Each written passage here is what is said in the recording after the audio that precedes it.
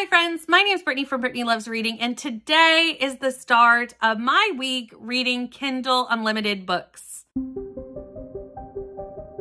You might wonder why I've decided to read Kindle books all week, and that is because two of my friends, Nicole from Dusty Book Sniffers and Neva from Reading with Neva, are doing a readathon based around KU and Kindle books called KU Mayhem. I want to support them in their readathon, however, I cannot really take the whole month to focus solely on Kindle books because I have other content that I have to make, but I wanted to give them a full week of me focusing on my Kindle Unlimited library. How many will I get done? I don't actually think I'll get done that much because a lot of them don't have audiobooks, which will cut down on the amount of books I can read in a week when I actually have to sit and read them. However, we'll see how it goes. I might read more than I think I do. We'll see what happens. But the first book I'm going to start with is Heartless by Elsie Silver.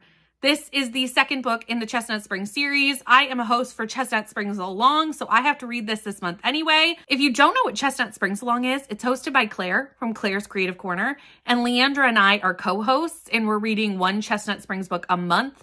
We're only on the second month, so it'd be really easy to hop on and read it with us. Plus, all the books are on KU, so even easier. I'm going to be diving into this. This is a single dad romance following Cade Easton. Cade is a single dad of little Luke. We meet both Cade and Luke in the first book. And I know that this follows a romance with the nanny, and I believe the nanny is Willa, who is Summer's best friend, and Summer is our main female character from the first book. I believe that's what's going on in this book. I really liked both Cade and Willa in the first book. We don't see a ton of them, but from what I saw, I enjoyed. I also really loved little Luke from what I saw of Luke in this. So I'm excited to dive into this story. I have really high hopes for this one, and I'm excited to dive in. I know this is so many people's favorite in the series, so I really hope I love it too. So I think that's where I'm going to start this week, and I'm going to dive into Heartless. So I had plans to start Heartless yesterday, read about 50% of it, come to you today, give you an update, and finish it today. That was my plan. What happened was I started reading Heartless. I immediately started absolutely loving this book so much that I was losing track of time. I was reading it, I was on sprints, I would miss that the timer was about to go off. Like, I was engrossed in this story. When I got to 50%, I could not foresee a world in which I could put Heartless down, and I just kept reading, and I finished the book yesterday. I read this book so fast and just absolutely binged it and adored it. This is going to be one of my best romances of the year. I'm calling it now. The only other romance that I've loved this much this year is Icebreaker.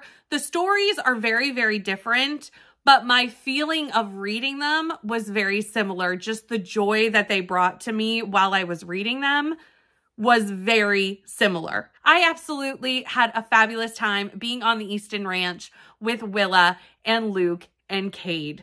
This little family that they make together is absolutely so adorable, and I love every single one of them. In this book, we start off on the Easton Ranch, and in Flawless, I kind of felt we didn't have enough time on the ranch.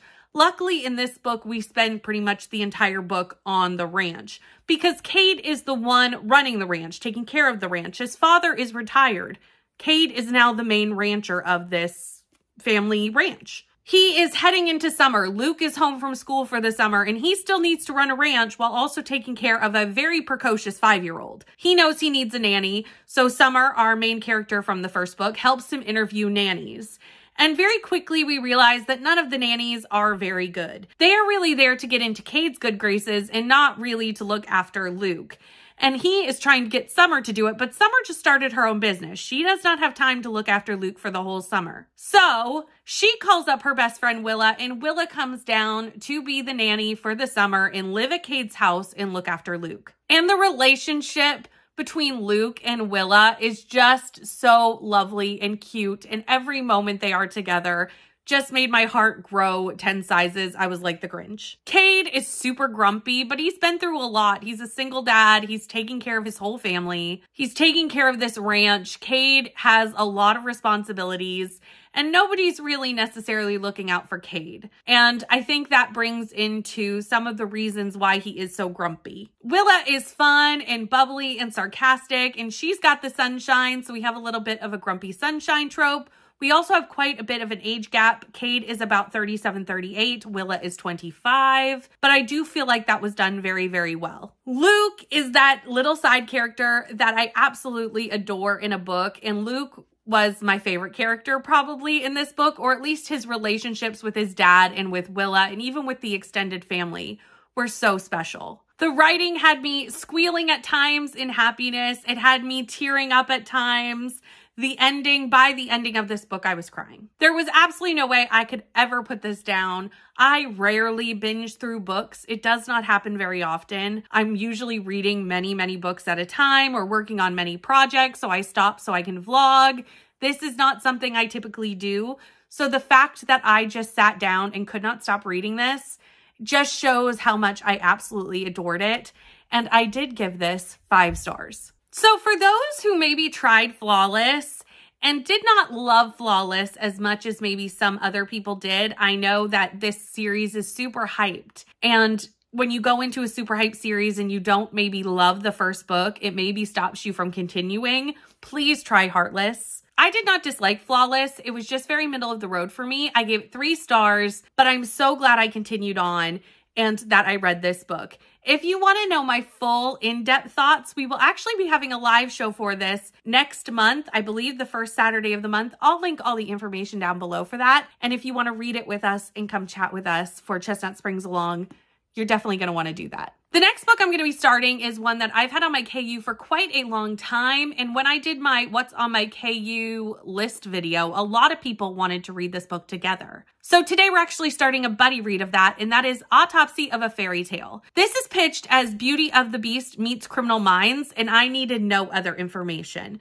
So I will tell you more about it as I read it, because this is going to take me a couple of days just due to the fact that I am doing it as a buddy read. So let's dive into that.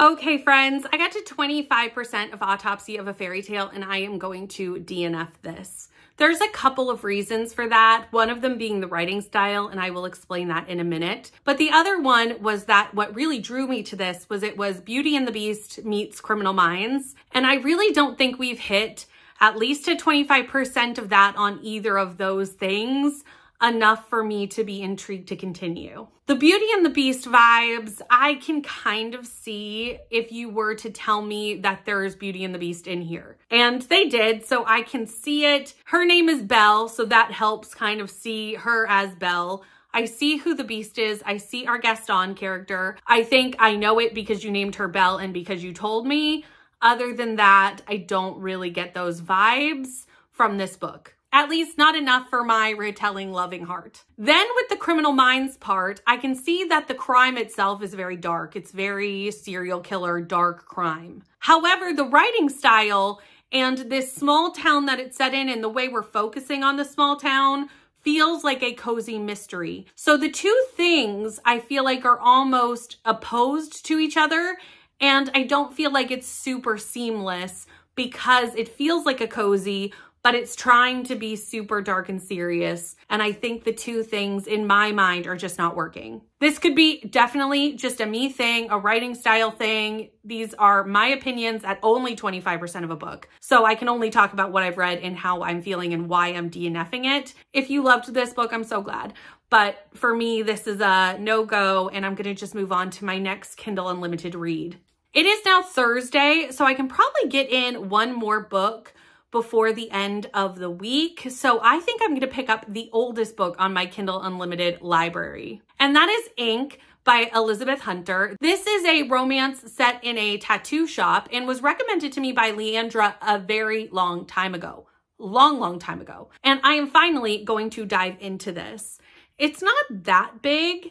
I think it's like 350 pages. So it shouldn't take me too long, and I have sprints today and sprints tomorrow because I'm jumping on with Katie tomorrow. So I should be able to knock this out over the next couple of days. So yesterday I made it to 56% in ink, and this took me a second to get into, but once I did, I'm really having a good time. So in this book, we follow Emmy, and Emmy has come home to her small town. Her grandmother has passed away and left her bookshop. There's an apartment above the bookshop, but the bookshop is not been doing well in recent years. The city is starting to update. It's starting to get newer shops on the main street, and there's a few people trying to buy up all the shops to make it more modern. The bookshop is a bit dated and doesn't necessarily fit that currently. Emmy used to work in San Francisco. She currently lives in San Francisco at the start of this book and works in a bookshop. So she really knows how to run a bookstore, a successful bookstore, and what people are looking for in books. She moves back. She decides to renovate her grandmother's bookshop and make it modern. She thinks the town is ready for a hip, modern spot. She's going to put in a coffee shop inside her bookstore and make it a place where she can work and live upstairs. As she is renovating her bookstore, across the street there is a tattoo shop, and there seems to be some sort of row with a couple people who are working in the tattoo shop, and Ox gets evicted from his tattoo chair. Ox is now looking for a place to do his tattoos, and there is a part of Emmy's bookshop that has its own entrance. And she was always thinking of renting it out, so she decides to rent it out to Ox, and they decide to open a business together called Ink. Ink for tattoos and ink for the ink in books. And Emmy really does show that this could bring a clientele to him of people who love books, who want bookish tattoos. And she really thinks this will work together well, and I kind of agree with her. I think it's a cool idea. So they open this shop that is a bookstore and a tattoo chair. It's just the one chair. But pretty quickly, these two notice that they have some sexual chemistry going on, and they have not given into it yet from where I am in the book because they are trying to run a business. Both of them have sunk a lot of money into this business, and they need it to succeed. And they know that if they get together and it goes poorly, that could hinder the business, and neither of them want to do that. I'm assuming very shortly that that will change, but it has not changed yet, but I think I'm on the precipice of that. I really do like their relationship and how they kind of come together and work together, but also have like little quippy moments throughout this book. I also really like the small town vibes. Kind of everybody knows everybody and everybody remembers Emmy's grandmother. Everybody kind of has an opinion about Emmy and Ox. I like that. I love a small town romance, so that's working for me. I also really like the tattoo part of this book. It's really interesting to see the kind of different tattoo artists that kind of come and go. It's not just Ox, you have quite a few. And the author really does show the artistic side of tattooing, and I found that really interesting to see in the book so far as well. I'm really excited to finish this today and get on that, so I'm glad that I'm updating you so that I can continue. I only have about an hour and 40 minutes left on the audiobook, so I should be able to knock out the rest of this fairly quickly today. It's not a very large romance, it reads pretty quickly, and I am on sprints today, so I am going to end this here and go jump in and see how this finishes. So yesterday I did read the last hour and a half, 2 hours of Ink. And unfortunately, the ending of this, the second half of this book, was not as strong as the first half for me. I really liked seeing them coming together to do this business together and kind of getting to know each other in the first half of this book. I was super invested in that. Then they got together, and for some reason, that messed up their dynamics for me completely. Their lack of communication at times was frustrating to the characters, but it was also very frustrating for me to read. Ox would go days without communicating with Emmy, which would make Emmy feel very uncomfortable and unsecure in her relationship and in her business. Both things, because he would just like disappear, and there were reasons he was busy, but it takes 2 seconds to text someone or talk to someone. It's not hard. And then when they were together, they were bickering a lot, like very petty arguments the whole time. And I would have been okay with that had it been like an enemies to lovers and they were kind of having that drama while they were getting to know each other. But they didn't start bickering and having all these fights until they were together. And it just made me not really feel like they should be together.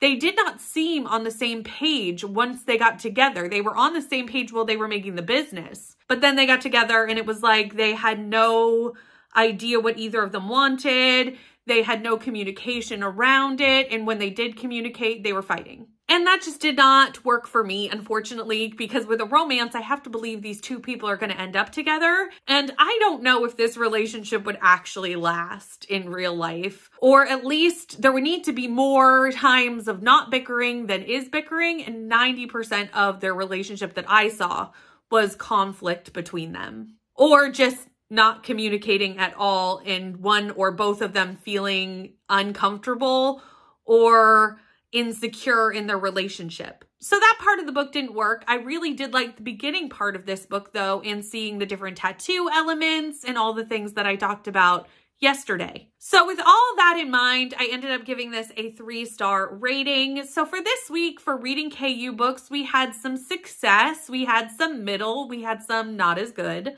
I definitely read my favorite romance of the year, potentially, in Heartless. It'll definitely be up there, if not one of my favorites or the favorite of the year. I absolutely adored this romance. So we definitely had some success reading KU books, and I'm also really glad to get some books that have been on my Kindle library for a long time off and read. Thank you so much for watching my week reading books on Kindle Unlimited. If you read any of these books, chat to me down in the comments down below, or if you have a KU recommendation, I'll take those as well. Please like, comment, and subscribe, and I'll see you in the next one.